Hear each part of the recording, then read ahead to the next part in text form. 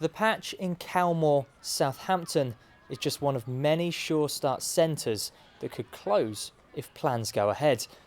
It offers a large range of services for families with young children, everything from breastfeeding and postnatal support to nutrition and parenting skills. Catherine Overden is spearheading the campaign to keep the centres open. At the moment we've got 54 centres in Hampshire.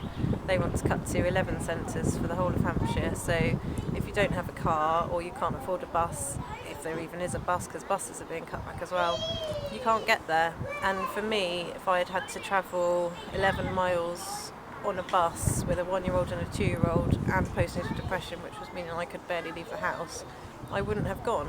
And if people don't go, they'll then say people aren't using it and they'll close it altogether. So it needs to be local so people can access it every day.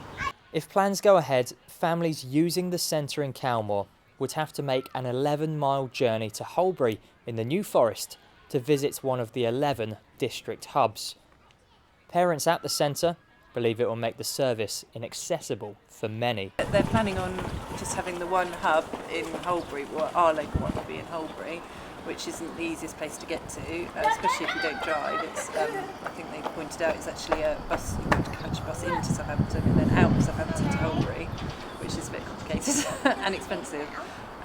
So I just don't think I can't see people going, which they're not getting that service. The support to know, especially when you have a newborn, that on your doorstep you've got somewhere that you can go. For me, that was a massive thing. It will cut out the children's centre as being an option for so many people because they simply won't be able to access them. They're looking at charging for groups, so that will make it inaccessible to a whole load of other people as well.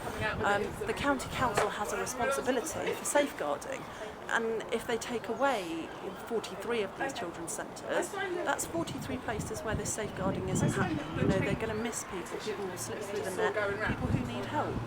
Councillor Keith Manns put forward the proposals to close 43 Sure Start centres and focus on helping vulnerable families. He says a reduction in centres will not mean a reduction in care. I don't think we should consider just the 11 remaining hubs, if that is the decision I take, as the only way that families who need help receive it. Many of them will receive help in their homes when they need it, and that will be as a result of advice from GPs, from health visitors and district nurses. What is coming out of this, though, is that because of the times of austerity we live in, we have to focus on those families that really need our help, rather than provide what was originally a universal service.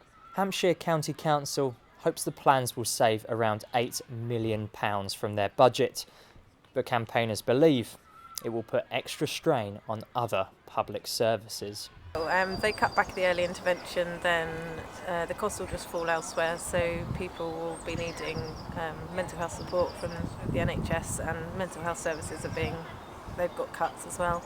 Hospitals, children getting into trouble, so that puts impact on the police. If they get involved in gangs and arson, fire service, which are also facing cutbacks, it trickles everywhere. Whereas if they just help families at the very beginning and support them, you can completely change aspirations for families and children and save money. That's what they want to do, is save money, then invest a little bit at the start. Councillor Manns insists that while the cuts run deep, there are still services available for all families. In an ideal world, we'd probably be not taking this action in quite the way we are in terms of the speed. But I think the direction of travel is not going to change in terms of focusing our resources on the area of greatest need. But I'd also say to families that don't have any specific problems, there are a number of other community-based organisations, small toddlers groups, just to mention one, the National Childbirth Trust to mention another, that are in a position to provide that sort of support and interaction that these families have been used to in children's centres. Public consultation runs until the 3rd of May, with a decision expected later in the year. Richard Ensten for That's Solent.